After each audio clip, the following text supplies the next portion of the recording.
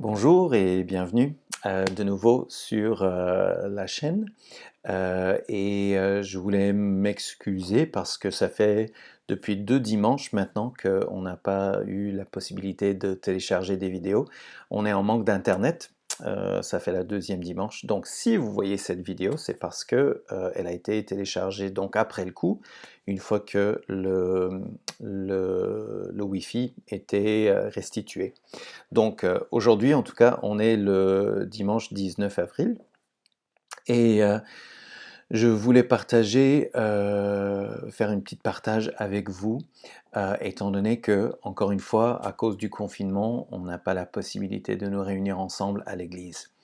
Donc, sachez que, bon, bien que j'ai eu certains d'entre vous au téléphone, on a pu échanger un petit peu, sachez que pour nous, c'est pas la même chose et ça nous manque de ne pas vous voir de présence et de vous entendre de vive voix, de s'entretenir, etc. Mais ce jour viendra, et éventuellement, le Seigneur sait quand ça sera, et on est confiant qu'à travers tout ça, un peu comme ce qu'on va voir aujourd'hui, à travers tout ça, le Seigneur fait son œuvre, il nous perfectionne, il avance son œuvre et on en sortira encore plus fort après toute cette question de confinement, etc.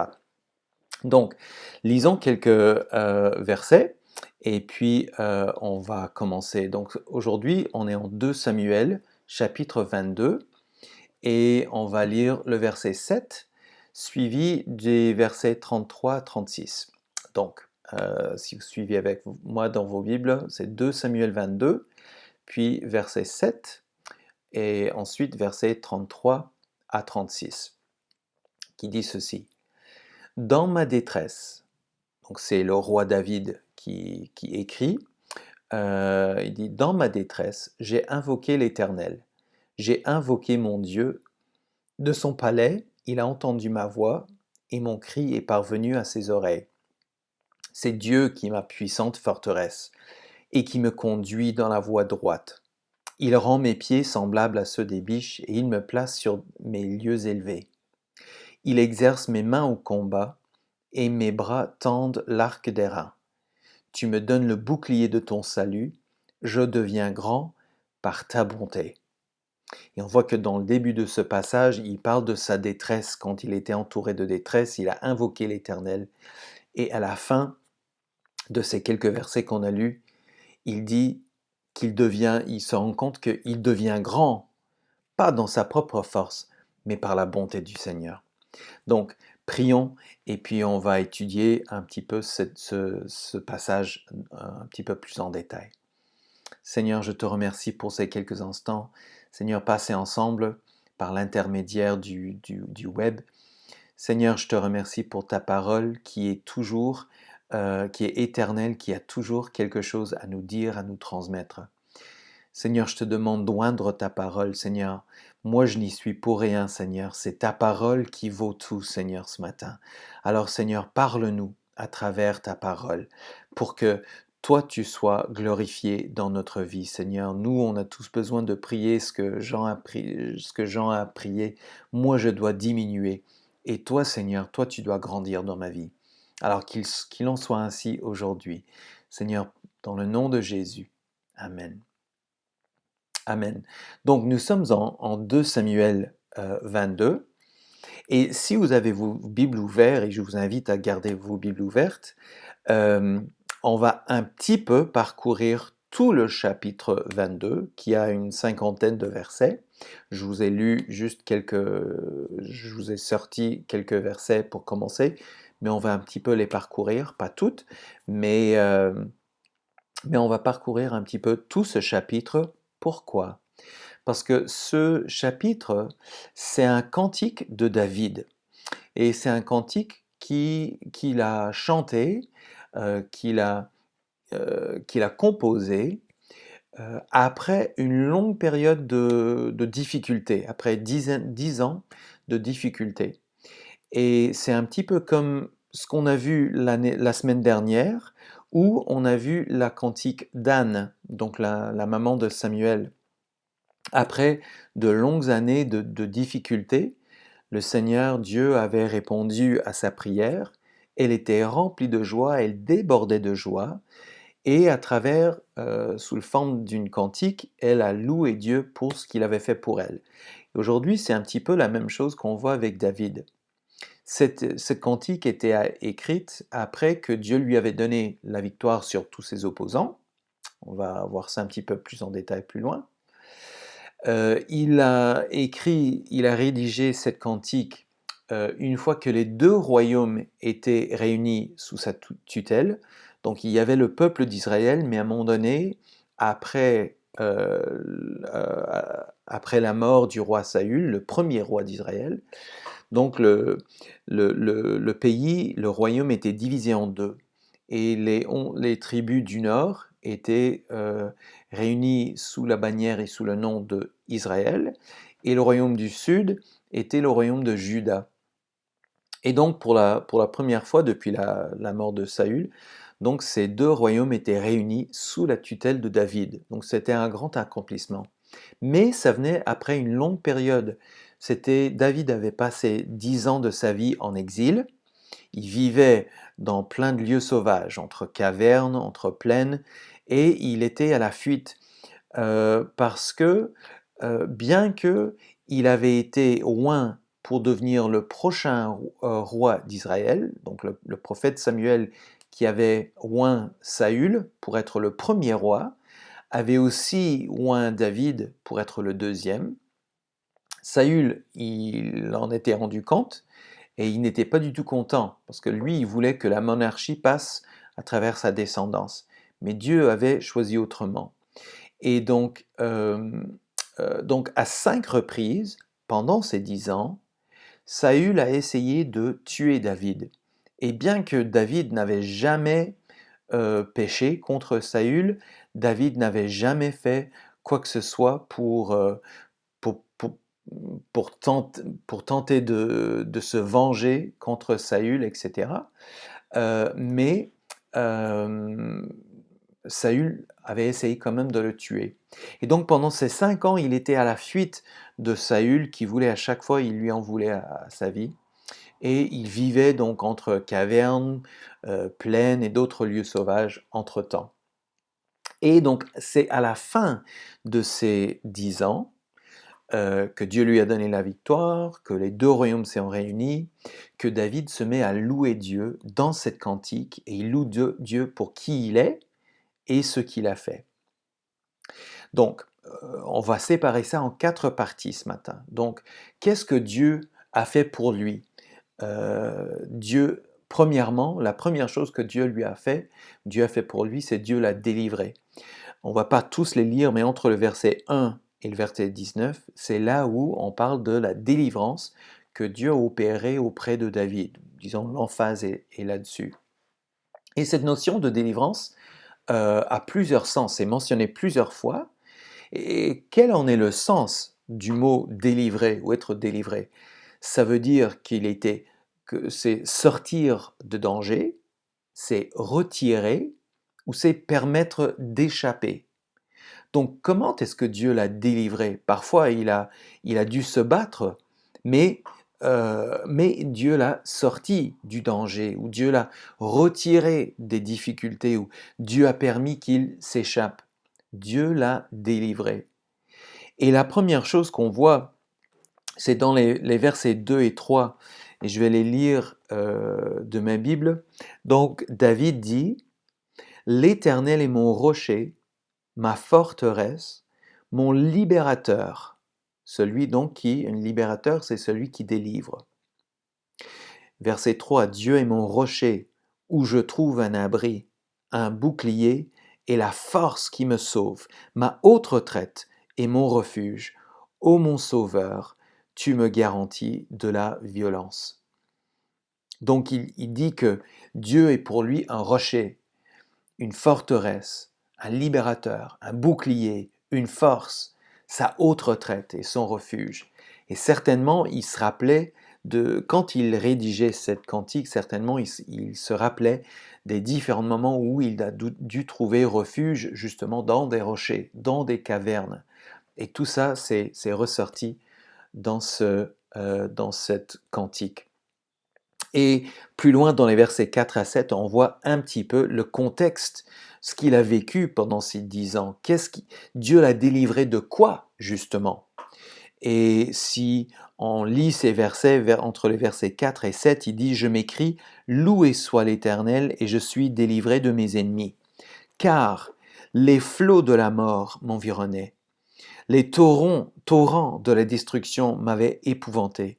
Les liens du sépulcre m'avaient entouré, et les filets de la mort m'avaient surpris. » Donc il était environné par les flots de la mort, épouvanté par les torrents de la destruction, entouré par les liens du sépulcre et surpris par les filets de la mort.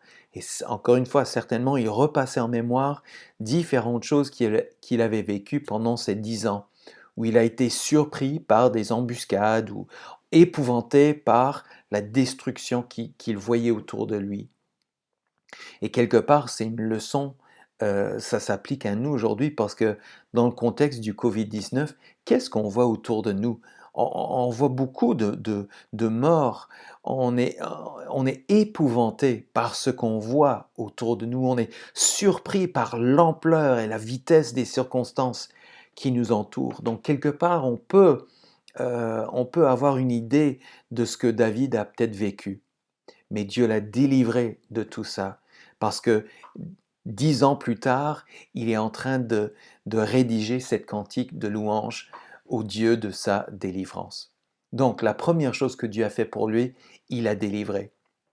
La deuxième chose que Dieu avait fait pour lui, dans les versets 20 à 28, il l'a récompensé. Donc après avoir vécu 10 ans vivant un petit peu à l'étroit, si on peut dire, Dieu lui a donné un peu plus de marge de manœuvre, Dieu lui a permis de respirer un peu. Pourquoi? Parce qu'il avait vu que David avait mûri à travers ces 10 ans de vie difficile, de difficultés. David avait mûri, il avait grandi dans tous les sens du terme.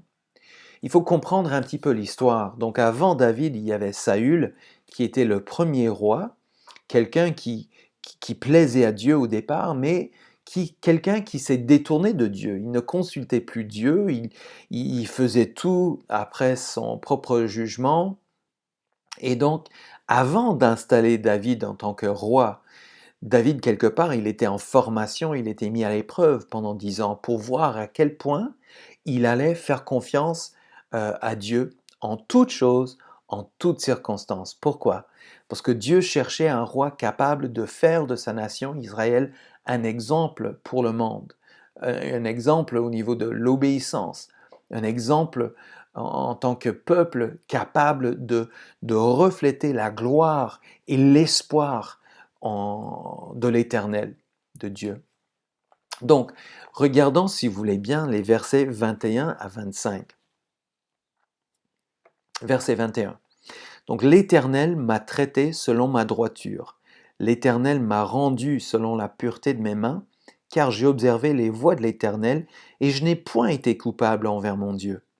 Toutes ses ordonnances ont été devant moi, et je ne me suis point écarté de ses lois. J'ai été sans reproche envers lui, et je me suis tenu en garde contre mon iniquité.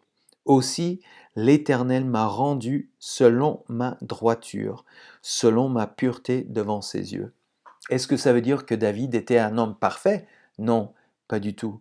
Mais Dieu a vu que dans tous les sens du terme, David cherchait à lui être obéissant.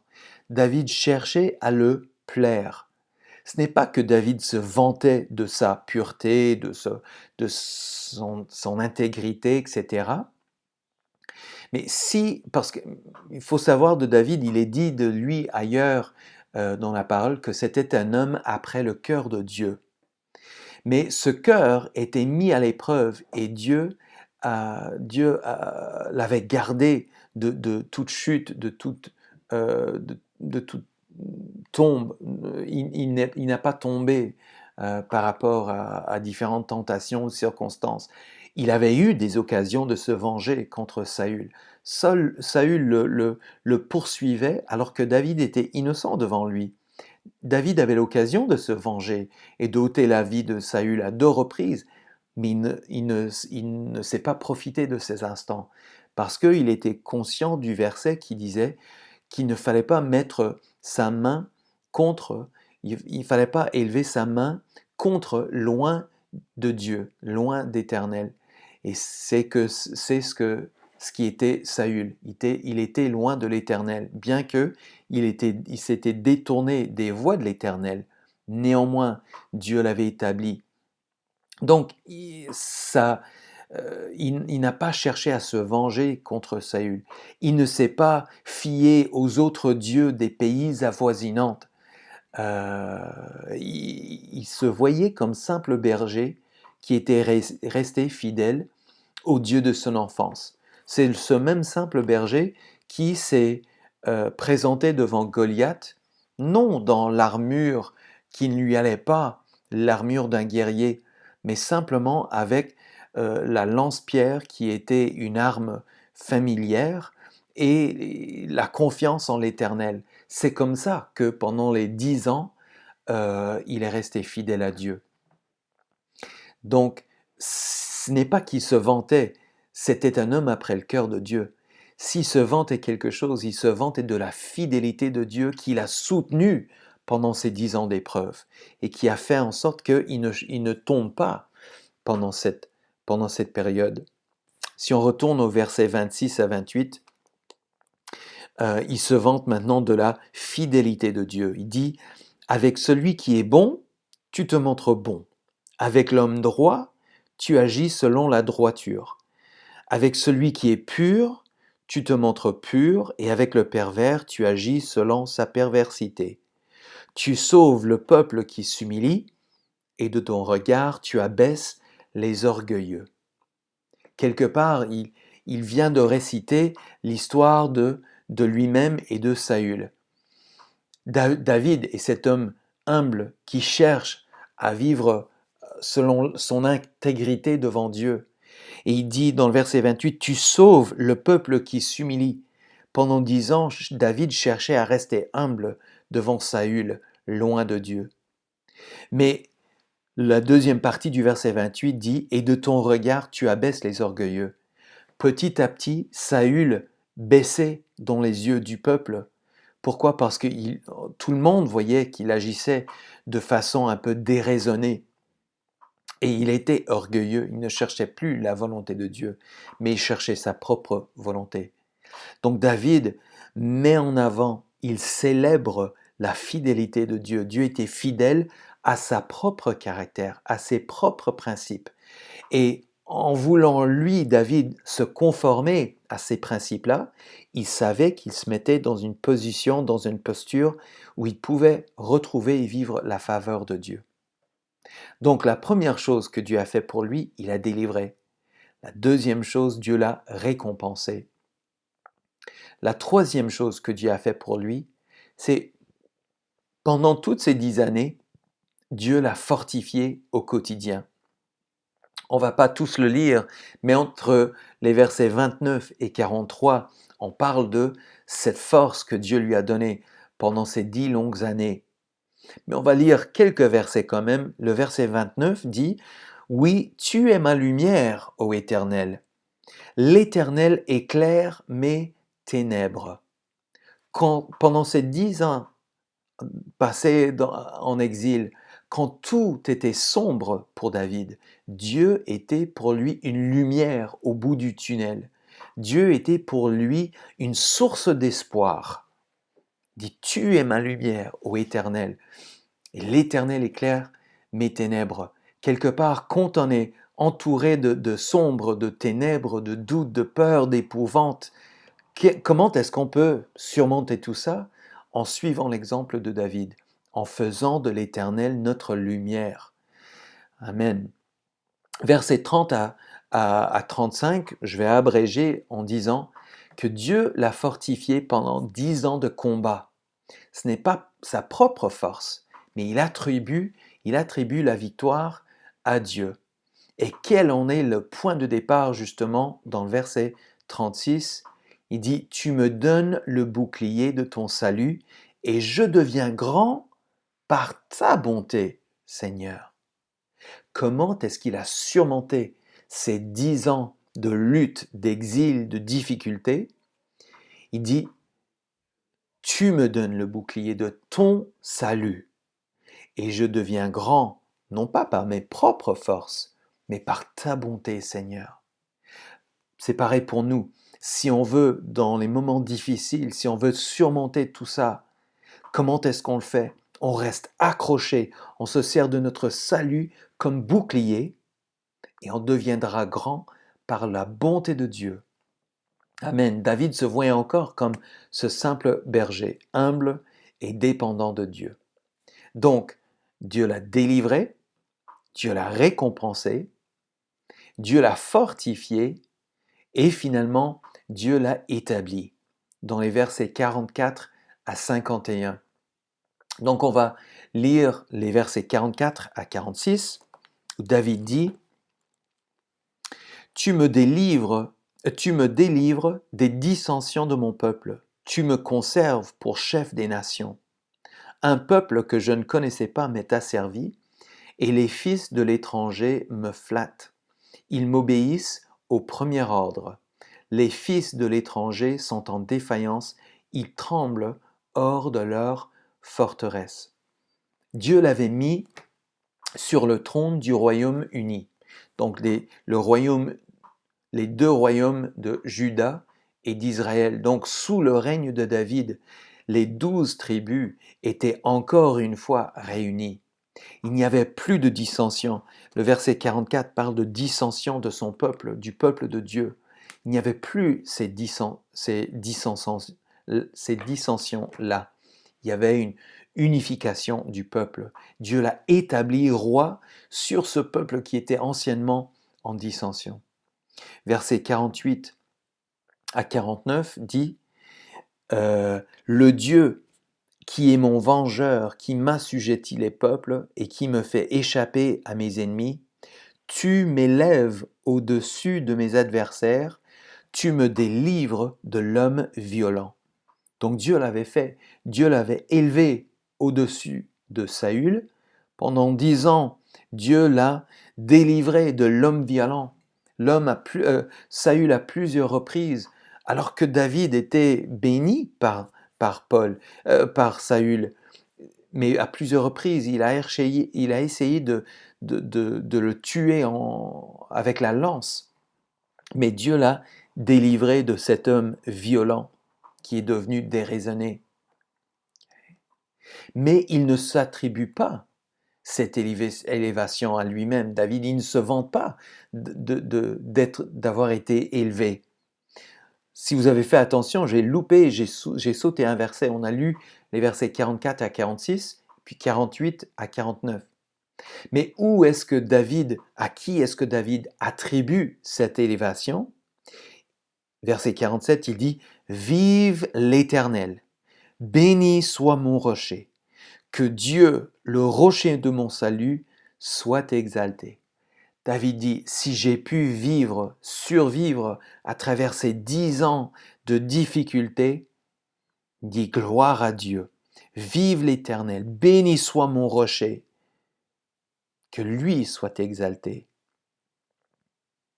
Et verset 50, c'est pourquoi je te louerai parmi les nations, ô Éternel, et je chanterai la gloire de ton nom. Il y a toujours un sens, il y a deux sens dans la parole de Dieu très souvent. Il y a le sens immédiat et un sens plus large, prophétique, où on applique au deuxième degré, etc. Donc quand il dit, dans le verset 50, « Je te louerai parmi les nations, ô Éternel », c'est sûr que, étant donné qu'il est maintenant roi d'Israël, de ce royaume uni, des royaumes de Juda, Israël, il peut le louer entouré des autres nations environnantes. Mais il y a un autre sens. Quand il dit qu'il va le louer parmi les nations, il faut savoir que, je vous rappelle, je vous l'ai déjà dit dans cette leçon, que Dieu cherchait un roi pour faire d'Israël un exemple de peuple soumis à lui. Ce modèle d'Israël, c'est un exemple pour nous, les chrétiens, un peuple soumis à Dieu, qui reflète la bonté de Dieu et qui, selon sa dépendance et sa soumission, à travers qui Dieu est capable de faire de grandes choses. Mais justement, ce peuple issu de David, c'est nous, parce que Jésus, lui aussi, était dans la lignée de David. Et ce salut que David a pu expérimenter dans le désert, où Dieu l'a délivré, mais cette même délivrance, Jésus est venu l'apporter à tous les hommes. Quand on parle quand David dit « Je te louerai parmi les nations », c'était toujours dans le cœur de Dieu d'apporter le salut au plus grand nombre. Et avant de former le peuple d'Israël, au tout début, si on remonte à Abraham et Sarah, on voit que ça a toujours été dans le plan de Dieu parce qu'en Genèse 12, 1 à 3, Dieu dit à Abraham et Sarah que toute famille sur la terre sera bénie en toi. Toute famille sur la terre. Donc, il faut revenir à travers les années, peuple d'Israël, roi David, Jésus qui meurt sur la croix, pour nous apporter à nous, vous et moi, le salut. Nous, aujourd'hui, on peut être bénis. Comment? Par l'obéissance d'Abraham, par l'obéissance du peuple d'Israël, par l'obéissance d'un jeune homme qui s'appelle David, par l'obéissance de Jésus qui est mort sur la croix.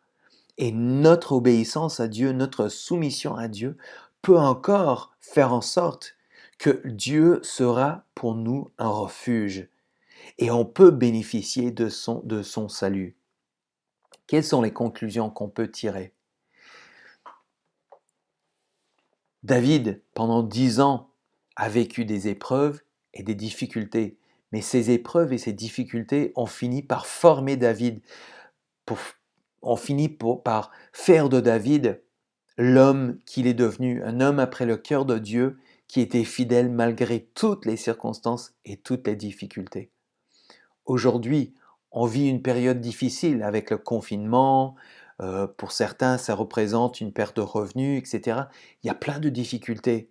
Mais qu'en est-il de notre relation avec le Seigneur? Est-ce qu'on lui fait confiance comme David a fait confiance à Dieu? Parce que si on fait confiance à Dieu, Dieu peut se montrer fidèle envers nous d'une toute autre manière. Dieu cherchait un leader, quelqu'un qui soit d'après le cœur de Dieu. C'était le cas de David. Saül ne l'était pas, mais David, lui, l'était. Dieu cherche encore aujourd'hui des gens après son cœur, des gens qui vont lui faire confiance. Les gens qui vont, en lui faisant confiance, vont lui donner l'occasion et l'opportunité de se montrer fidèle. Et David loue Dieu parce qu'il avait vu sa main agir dans de bons moments comme dans les moins bons moments. Il se réjouissait de faire partie de ce plan de Dieu et de voir le plan de Dieu grandir dans sa vie. Aujourd'hui, dans des moments difficiles, on se tourne où pour notre espoir? Est-ce qu'on se tourne vers les choses de la vie? Et on vient de voir que les choses de la vie peuvent très vite nous être enlevées. Mais Dieu, lui, ne peut jamais nous être enlevé. Si on met notre confiance en lui, lui, il est toujours là. Et si on met notre confiance en lui, on va voir son plan s'accentuer et se développer, grandir dans notre vie. Je reviens à ces quelques versets qu'on a lus au tout début de cette étude, de cet encouragement, où David dit dans le verset 7, « Dans ma détresse, j'ai invoqué l'Éternel, j'ai invoqué mon Dieu, et de son palais, il a entendu ma voix, et mon cri est parvenu à ses oreilles. » Verset 33, « C'est Dieu qui est ma puissante forteresse, qui me conduit dans la voie droite. Il rend mes pieds semblables à ceux des biches, il me place sur les lieux élevés, il exerce mes mains en combat, mes bras tendent l'arc d'airain. Tu me donnes le bouclier de ton salut et je deviens grand par ta bonté. » À travers le confinement, pendant ces moments de confinement, pendant ces moments de difficulté, est-ce qu'on peut dire la même chose? Tu me donnes le bouclier de ton salut et je deviens grand par ta bonté. On n'est pas rapetissé par le confinement, mais on est agrandi par, pendant ces moments. Pas parce que moi je suis quelqu'un, pas parce que moi je suis quelque chose de spécial, mais parce que je mets en lui ma confiance. Je vous invite aujourd'hui à mettre votre confiance en Dieu. Et malgré les circonstances, vous pouvez grandir dans le Seigneur. Pourquoi? Parce que le plan de Dieu pourra grandir en vous. Amen. C'est ma prière pour vous, c'est mon espoir pour vous. Amen. Prions le Seigneur. Seigneur, je te remercie pour ces quelques instants passés sous ton regard et passés dans ta parole. Seigneur, je te prie pour chaque personne qui regarde cette vidéo, Seigneur, en ce moment. Seigneur, apprends-nous, moi en premier, Seigneur, à mettre davantage, Seigneur, ma confiance en toi. Seigneur, ces moments de difficulté, ces moments de confinement, de Covid, etc., Seigneur, c'est pas toujours facile, ni pour moi, ni pour mes frères et mes sœurs qui regardent cette vidéo. Mais Seigneur, si je mets ma confiance en toi, je peux sortir de cette période de confinement, Seigneur, encore plus formé, Seigneur, avec le plan de Dieu plus établi dans ma vie. Agrandi, Seigneur, dans tous les sens, Seigneur, et surtout agrandi dans ma relation avec toi, parce que j'aurai appris à mettre davantage ma confiance en toi. Et toi, Seigneur, tu te seras montré davantage fidèle à moi, Seigneur, à ma famille, à mes frères et mes sœurs, à ton Église, Seigneur. Aide-nous, Seigneur, nous mettons notre confiance en toi. Seigneur, comme David a dit, Seigneur, tu es ma lumière. Seigneur, quand je suis entouré de ténèbres, Seigneur, toi, tu es ma lumière au bout du tunnel. Seigneur, qu'il en soit ainsi pour mes frères et mes sœurs aujourd'hui. Seigneur, je te demande de le faire, d'accomplir, de les protéger, de les garder, de les fortifier, de les encourager, Seigneur, dans le bon et le puissant nom de Jésus. Amen. Amen. Et merci de passer ces quelques moments passés ensemble. Merci de passer cette petite demi-heure ensemble dans la parole de Dieu, dans la présence de Dieu. Que le Seigneur vous bénisse et on se dit à la prochaine fois.